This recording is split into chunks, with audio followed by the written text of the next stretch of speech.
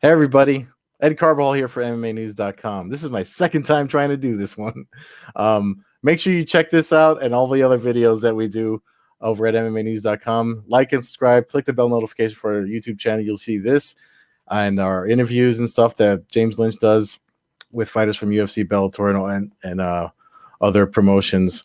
Check out the full results of this weekend's fights over at MMAnews.com. And make sure you're following me on Twitter at Carbasil. So before I get into it, I got to say again, I was in the middle of already doing the first version of this where I talked about this weekend's events. By the way, it's May 23rd, so this is the weekend. This is a Sunday after UFC Vegas 27, Bellator 259. There was some really good boxing on last night. So I'm having to do this all over again because as I was going through it through my live, and I usually do this on Periscope, Twitter Live, and Twitch, while switching between the goddamn highlights, I freaking turned this shit off. So my apologies for being a goddamn idiot. So anyway, let me bring up the results again because I went through some really good highlight stuff for Bellator 259 that I'm going to have to repeat. Before I get into that, though, before I get into the MMA, one of the things I talk about, again, this is a do-over, but one of the things I was talking about was the boxing that went on.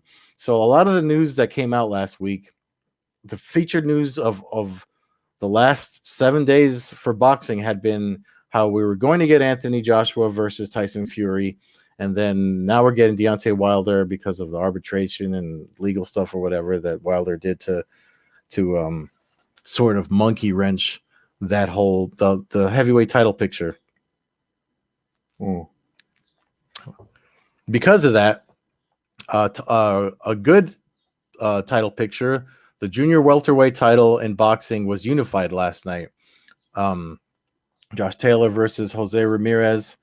Let me bring that up again, too. Excuse me. Josh Taylor versus Jose Ramirez happened last night. It was on ESPN. Everyone could watch any. I'm sure a lot of boxing fans watch it. We don't get a lot of title unifications that simply done. I mean, I don't mean simple, in the sense that just in comparison to the heavyweight division. The reason I'm talking about it is because this boxing match didn't get enough shine.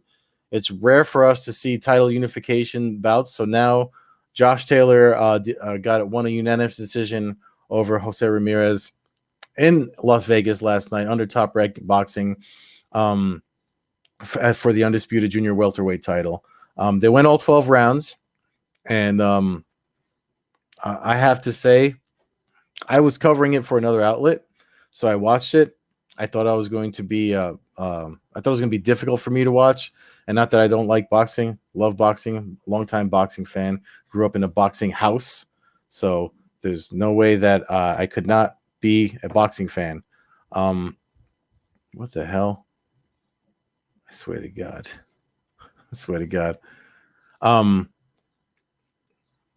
But that doesn't mean that fights like this should be ignored, right? So we had this fight go under the radar essentially because of all the bad news in boxing, and there's what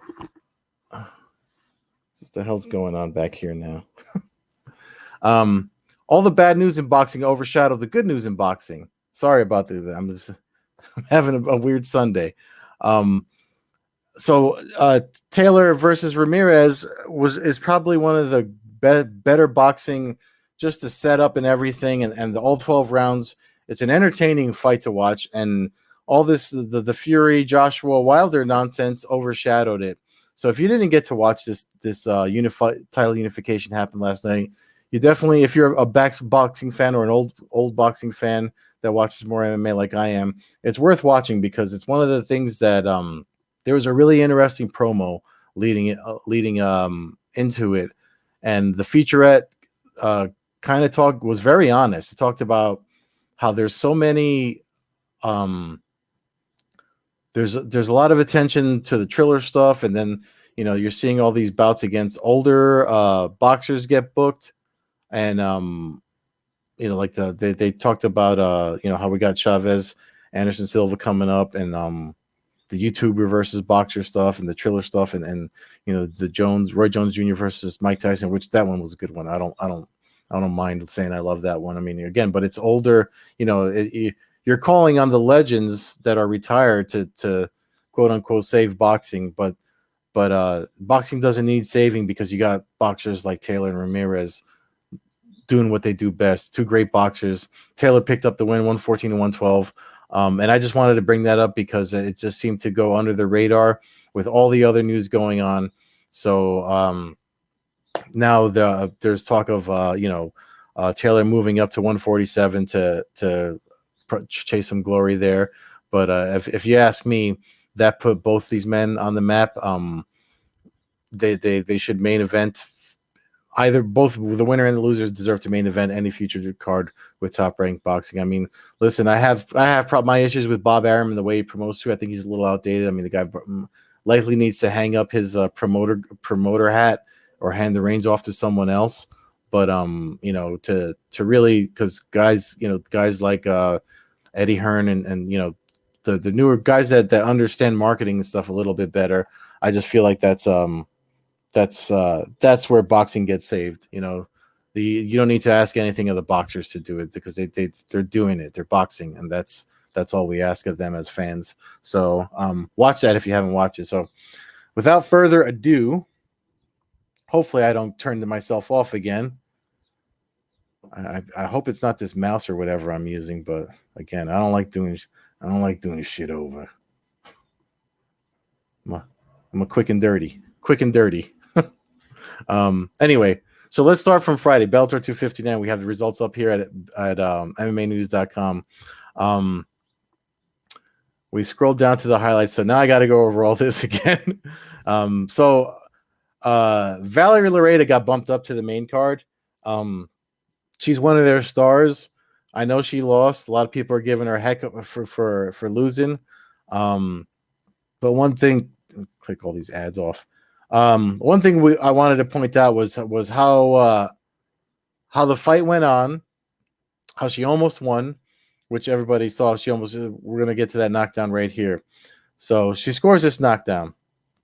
I mean, that's the second time she's dropped someone with her left hand. I think her previous opponent, she dropped with her left hand.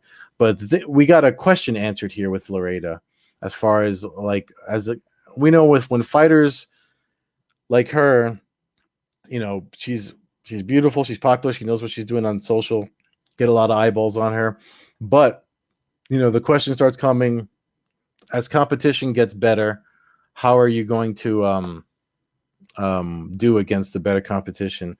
So the thing with Hannah Guy, on paper, a lot of folks were already of the opinion they're handing her another easy fight and blah blah blah. And as you know by now, that's not the case. So here we go. This is a grappling exchange. So credit to Loretta for stopping the takedowns of someone that was obviously a better grappler than her. And the post-fight interview and at the post-fight press conference, Hannah Guy was commending her for being better than she thought she was going to do. When you watch this, this is how she won the fight. She won by decision because she kept pressuring her and making her carry her weight, which eventually affected the footwork that she does from Taekwondo and stuff like that to make the rangy space to land her shots. It got to the point that Hannah Guy was just eating them to get to her, to get to these positions. We're going to see that right now. Check this out. She does a spinning back kick. Boom. Hannah Guy just eats it and goes right back into making her carry her weight. So the interesting thing about this takedown she's about to get here is that Loretta, she just kind of fell into her, but this is where you see Hannah Guy's grappling experience kick in. She capitalized on the bottom position, locks in the arm, and you see that's the end of the round. Saved by the bell there, because when you get that knee over the back of the neck like that at the 90-degree angle, cinched in, locked in, that arm bar is there. I mean, it doesn't matter so much what the bottom leg is doing. That's where the arm bar is. And this is where I left off when I was recording last time. So I'm going to make sure that I don't click myself off again as I scroll through this for you. So forgive the pauses. So now here we go. This is where Hannah Guy gave her credit, and I'm giving credit to Valerie Lareda too, because of listen, she trains ATT in Florida. Florida's becoming like a great hotbed of I mean, you got ATT there, Sanford MMA's there. It used to be the Black Zillions. Sorry, they're cutting grass and shit out here. Used to be the Black Zillions, and I do think that we're seeing. I thought Valerie Lareda was going to get submitted. Now check out this submission attempt. I mean, she's cranking her arm pretty hard there, and Lareda is rolling. I mean, she moved. This is not the first time. Her arm was there a few times, and she did everything. She angled off and sprawled around every which way but loose to the point that the arm, I would have tapped from that crank right there. So credit to her. I mean, again, so the arm was compromised a few times. I kind of noticed that she wasn't throwing it, or her left, because that is her left arm, and that was her right. So I mean, it looked like her output definitely lessened as the fight went on because of what was happening. So I was definitely concerned that she was injured. I don't think she was, because she put up a picture of her and Dylan Dennis afterwards. It might have been an old picture, but I think she was just acknowledging, like, of course she's getting a lot of hate from fans or whatever because she does all the booty stuff or whatever you want to call it on TikTok and social whatever. But listen, it's what gets her name out there. It's part of the, whether you love it or hate it, it's part of the fight business now. And even Scott Coker said the same thing. I mean, she's young, she's learning. This is like, what does this put her at? This is like what, her third or fourth fight, so there's a saying, you win or you learn. She's going to learn from this. And she's obviously been training in it, because she would have tapped if the submission was a real threat to her. I mean, I'm still wondering. We'll probably find out. Nolan King from MMA Junkie was there, so he'll probably get like an injury report or something to check on the status of Lareda, to see if there's any type of cartilage damage or anything on that arm, because it was compromised a few times in that fight. But even Hannah Guy was impressed with her submission defense. So shout out to Valerie Lareda and Hannah Guy. Congrats to Hannah Guy, but Lareda, I mean, I'm not fanboying off of her. I'm an old man. I get cringed up with all the stuff she does too, but she's a pretty girl and she's a talented martial artist. So we got to see the martial arts spirit in her in that fight, especially how you handle yourself as a loss, how you handle yourself after a loss counts for a lot too. All right, so let's move on from that. Fabian Edwards and Austin Vanderford. So I was before I realized, when I lost the stream as I was recording this, when I was doing it live on Twitter, I was talking about Austin Vanderford, how I interviewed him way back when. It was like he and Paige Van Zandt were just dating. It was for another outlet, like way before I was even with MMAnews.com. And he fought at 170 back then. And one thing VFC used to do was on Fight Pass. One thing they used to do is when fighters walked into the cage on fight night, they would show you the weight class or the division they were competing at and their weight that they walked in on fight night. Austin Vanderford used to fight at 170 and walked in the cage for that fight at 195, I think, or 190 something, 192 or something. So it's like 30 pounds that he feels comfortable at. So this move to 185, I'm really happy that he's doing it. And again, his wrestling, I mean, if this fight, I mean, he took a lot of damage. He got a really bad cut above his head, but the guy, I mean, he's from Alaska. So one of the things I said to him, I mean, he talked about the toughness and stuff that just growing up in that environment. And before, like, him and Paige were at ATT Portland before they moved to the Florida location. But I mean, his wrestling, his submission ability, I think he's like a purple belt in jiu-jitsu. We're just seeing him come alive in Bellator's. He's probably going to get bumped up in rankings again this coming week. And I'm going to talk about rankings in a bit because Sadawad, lightweight, had some things to say about that I agree with 100%. But we'll get to. I just wrote about that this morning actually, so you can see that up at MMAnews.com. But this fight with was a war, and you can see the damage that he wore on his face afterwards. But he still did blood dripping down his face. You see the mic in front of him. He did that interview like he may as well be sprinkling water on him. That's a tough dude. That's a tough dude right there. I mean, him and his wife. Not for nothing, him and his wife. Definitely, they got a lot in common. Because she's doing bare knuckle, which is like everyone's shocked, but I mean, if you want to know how tough his wife is, just look at her losses and how she handles those. She's a tough lady. But anyway, moving on. Darren Caldwell versus Leandro Higo. Split decision loss for Caldwell. Higo won. Of course, yeah, I'm a Darren Caldwell fan because he's a wrestler out from my home state of New Jersey. Shout out to Darren Caldwell, the Wolf, for doing so good. He does a really cool takedown defense, and I'm glad that Clyde put that up in this piece here. Check this out. Look at this. This is crazy. The dude does some amazing things in there. Win or lose, entertaining fights to watch. Split decision. It's his return or whatever to bantamweight. But he ain't gone. Don't think a split decision loss is going to keep Darren Caldwell's focus off of anything but getting his belt back. So bantamweight division in Bellator has always been notoriously dangerous waters, I think, in combat sports. I mean, from the days of Joe Warren and stuff like that. When I was when everything was happening with Bellator transitioning from Bjorn Rebney to Scott Coker, I mean, I just always thought, I mean, you look at guys like Eduardo Dantas, Joe Warren. I'm trying to think of other notable bantamweights.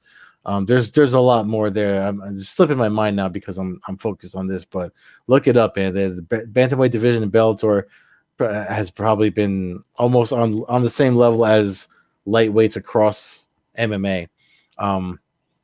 But speaking of weight classes, Chris Cyborg versus Leslie Smith Part 2. Listen, I know folks like to,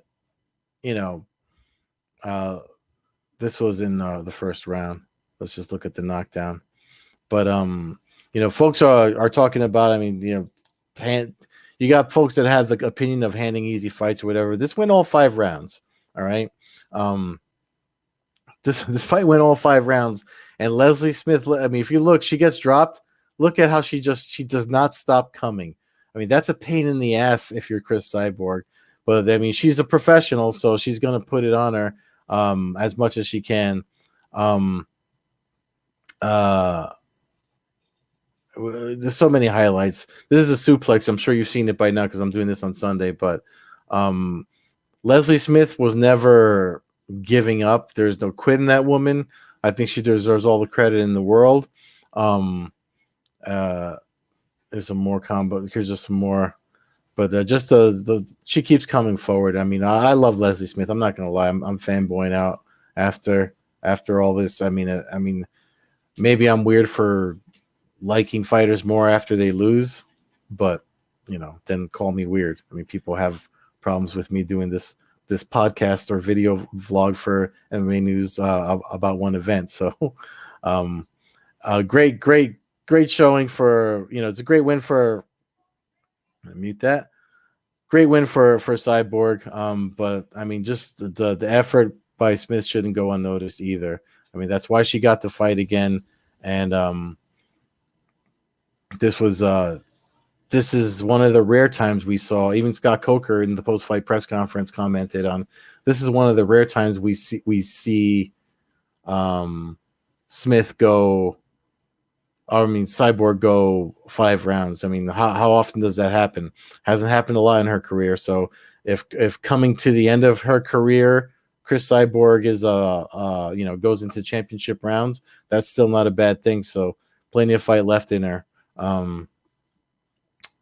let's look at this last combo from the main event before we move on to UFC Vegas 27 results. But I mean, look, that's in round 4. Leslie Smith, she's getting slammed, she's getting knocked down, she just kept coming. But overall, I mean, I don't know what I mean. Bellator, Rich Child left Bellator as their matchmaker. But the stuff that they've been putting out lately, the way they've been putting on the events, I mean, Luke Thomas made a really good analysis of it on Fight Night on Friday night. The fight cards have been in, and of course, everyone's gonna say, "Oh yeah, well he's with CBS and all that stuff." Whatever, still a valid point. He used to say, which was true, but it's one of the reasons I liked that. The Bellator, when they would put on their prelims, it always seemed like something arranged by a regional matchmaker, and it was like a regional MMA card before their main card kicked off. But now they're mixing these guys. You saw the win with Saad Awad. Oh, that's what I want to talk about before I moved on.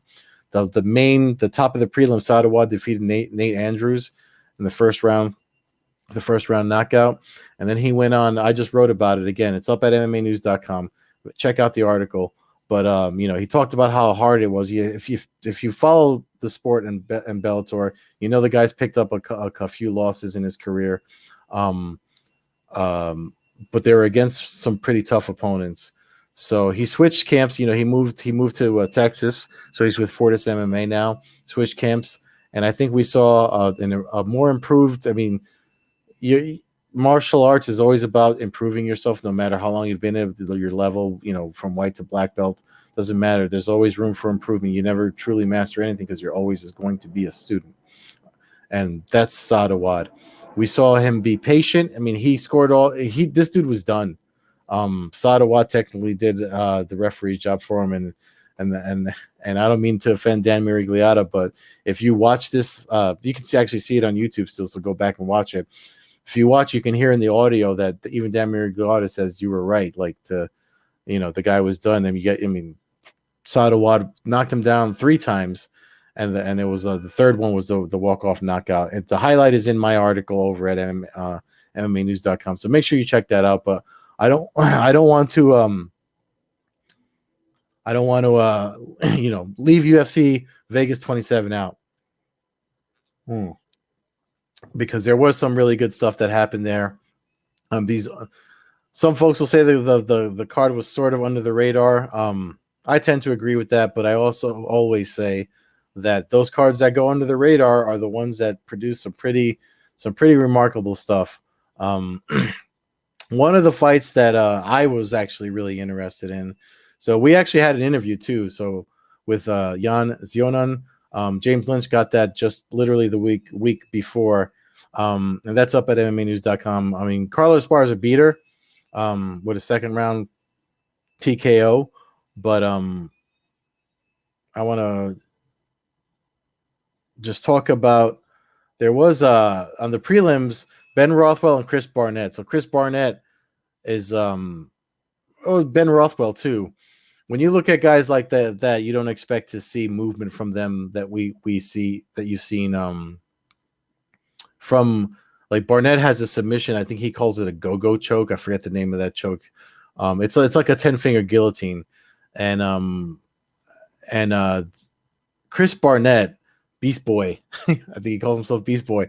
If you watch him fight from his other promotions, you look at that fighter, you don't expect him to move the way that he moves. He threw a couple of spinning back kicks and stuff like that, but he got submitted in the second round with the choke that I'm talking about. And 10-finger guillotine is a really good choke because you can get it off of someone going for a takedown the way that Ben Rothwell got it. The thing is, I don't know if it's a 10-finger guillotine. And again, I know he calls it a go-go choke. Somebody does a really good, I feel like somebody did a really good breakdown of the choke when he got another Barnett, Josh Barnett, with a similar choke. But it's a 10-finger guillotine is essentially you get your hands together like so and submit the guy's, it's a choke. This goes under the chin against the carotid here, and you use the pressure of your belly. So guys like him that have, and myself, a little girthy in the middle, if you get them in the middle and you get the hands across the carotids like that, you can kind of sort of expand your belly, while you're pulling in and pressuring on the back of the head to produce a blood-stopping choke that that would get the submission the way that he got. So, but don't think you've seen the last of Chris Barnett. I mean, they're bringing him in against someone like Rothwell to see where to gauge him. We're going to see him again. That guy's definitely fun fighter to watch, and the UFC, loves fights like that. The main event, Rob Font got a unanimous decision against Cody Garbrandt. It's a unanimous decision, and I know Garbrandt, took a beating in the fight or whatever, but I mean, people are so quick to discard fighters. And again, listen, this fight card personally, this fight card wasn't really on my radar. I was abreast of it. I kept mind watching. As I admitted, I was watching the boxing while this was going on, but I was still watching what was going on because of I have to pay attention to the sport. But like when fighters lose by this decision, it's not like they got finished. You know what I mean? Well, let's stop throwing fighters under the bus like this. Let's stop discarding them so quickly. Because and it goes back to something Saad Awad said during the post-fight press conference at Bellator 59. He talked about how rankings and stuff are made. I mean, it's done the same way at the UFC as it is for Bellator. It's folks from the media that cast their votes, and he was kind of. I mean, most of those people. I'm not going to name names. You know who they are if you follow the rankings. There are people, and this is the point that Awad was making. There are people. Israel Adesanya even shrugged at it when he found out who made the rankings a couple of years back. There are folks that probably are not well versed in what these fighters go through as far as being in the positions or Saad Awad's quote was like, they've probably never even strapped on a pair of gloves in their life. Most people probably have, but I agree with him. And even myself who does train fairly regularly, I'm a hobbyist at best. I try to I see what stuff happen, and I understand how some techniques works, but as the saying goes, there's levels to this shit. And at best, I'm a hobbyist. I'm not at a world-class level like that. So why would I want to say, why would my opinion matter where these fighters should be ranked? So let's not throw Cody Garbrandt under the bus, just because he lost a decision against very game Rob Font. But that is it for me as we come to the end of my time here. Again, my apologies for the beginning of this. It was literally I was literally halfway through it before I stream it live on my own Twitter account, Twitter Live. So I deleted it already because it's embarrassing when you mess shit up. But live TV, folks. So I know this says live on the bottom, but I didn't get to do this one live, but I normally do them live. So again, that's my Twitter handle. Make sure you check out all the news over at MMAnews.com. And if you do like this video content when it comes out right, and all the interviews, again, like I said, the opponent Esparza defeated last night. We had that interview up on the MMAnews.com YouTube channel. That just earlier this week, before the fights came to pass. So make sure you like, subscribe, click the bell notification so you can get all that content and stuff like this for future events. Thank you so much for watching. Again, my apologies for the mishap. You're not even going to see it when I submit this in, but if I seem off and I was overly cautious with manipulating the engineering side of this, that was why. So I'll probably mention it when this goes live and I put it up on my own Twitter account. But thank you so much for watching. We got some more fights coming. Memorial Day weekend's coming.